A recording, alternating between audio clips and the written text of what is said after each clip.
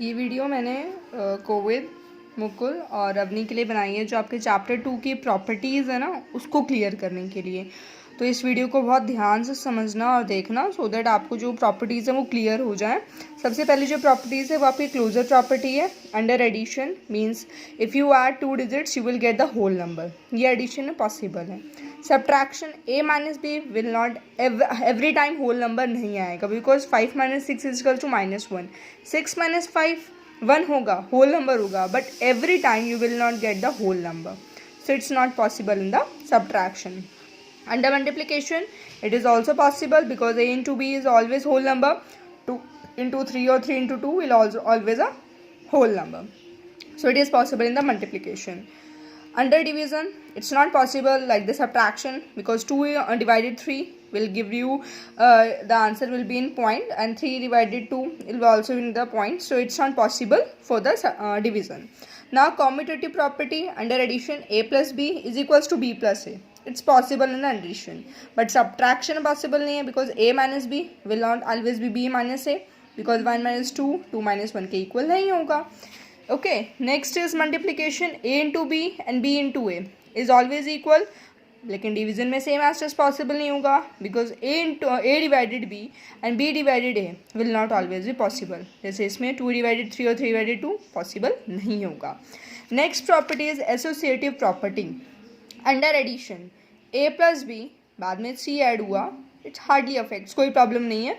जैसे अब 1 प्लस 2 है तो यहाँ 3 आया, 3 plus 3 6. Okay, now here 2 plus, पहले हम ये b और c को कर रहे हैं तो 5 5 5 प्लस 1 6, तो दोनों में आंसर सेम आ रहा है, but it's not possible in subtraction. Why? Because 1 minus 2 -1 आएगा, -1 -3 it give you -4, and here यहाँ पे आंसर आपका आएगा -1 1 प्लस 1 इज इक्वल टू 2. ये में भी आपको समझ में ना आए बिकॉज ये इंटीजर्स हैं, तो ये सब्ट्रैक्शन पॉसिबल नहीं है, because it can give you in negative answer.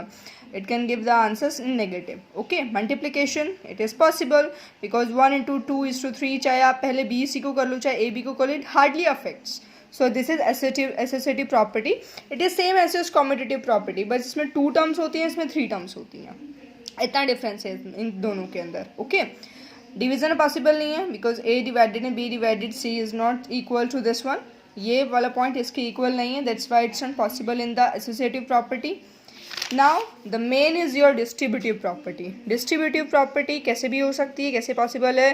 Distributive property of multiplication over addition है. इससे मल्टीप्लिकेशन हो रहा था, ए जो है बी और सी से ऐड हो रहा था. आप इसे इस तरह से भी कर सकते हो, और आप सबसे पहले ए और बी को मल्टीप्लाई करके फिर ए और सी को मल्टीप्लाई करके then you can add. So there are 2 types. अगर आपको ऐसे दे रखा है क्वेश्चन में, then you have to do in this type. If the question is like this then you have to do this type. Okay, तो आप इस तरह से आपको क्वेश्चंस करने होंगे. कुछ एग्जांपल्स, एक मैंने एग्जांपल कराया है, अभी आपको दिखाती हूँ मैं. उसके बाद distributive property of multiplication over subtraction. जैसे यहाँ पे प्लस था ना, एडिशन था, यहाँ पे सब्ट्रैक्शन हो गया है. ओके, जैसे यहाँ 9 माइनस 6 था, तो पहले 5 और 9 को यहाँ पे मल्टीप्लाई कर लिया, 5 और 6 को यहाँ मल्टीप्लाई करके उसके बाद उन्हें सब्ट्रैक्ट करा. यहाँ पे पहले इन दोनों को सब्ट्रैक्ट करके फिर 5 से मल्टीप्लाई करा. Answer will B same. Distributive property of multiplication over subtraction example है, जैसे 49 को हमें 9999 से मल्टीप्लाई करना है. So it's very difficult. अगर मैं इसे करूँगी 999 multiply 49, it consume too much time. But अब देखो ये ओरली हो जाएगा. 9 है, 99 को मैंने क्या लिख दिया, 1000 minus 1, because I can write this. Okay, 49 को 1000 से मल्टीप्लाई करा तो 49000 हो गया. 49 को 1 से मल्टीप्लाई करा तो 49 हो गया. Sorry, I get a mistake, so sorry. यहाँ 49 आएगा, so the answer will be change. Okay, तो आपका आंसर यहाँ पर आ जाएगा. 5th part, identity property of addition. Addition की आइडेंटिटी प्रॉपर्टी होती है जिसमें 0 plus A is always equal to the same number, कि अगर आप किसी भी डिजिट में 0 ऐड करोगे you will get the same number. Okay, same as is multiplication वाली प्रॉपर्टी है, if you multiply any number with 1 you will get the same. Additive inverse opposite होता है उस नंबर का, क्योंकि आपका आंसर हमेशा 0 आना चाहिए.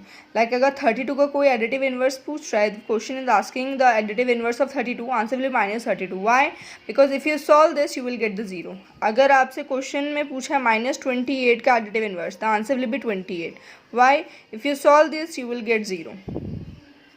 ओके, इन्हें आप सॉल्व करोगे तो आपका आंसर 0 आएगा। तो ये आपके एडिटिव इनवर्स है। तो ये सारी आपकी प्रॉपर्टीज़ हैं, तो एक बार से देख लेना, इसके रिलेटेड क्वेश्चंस करना, आपको क्लियर हो जाएगा।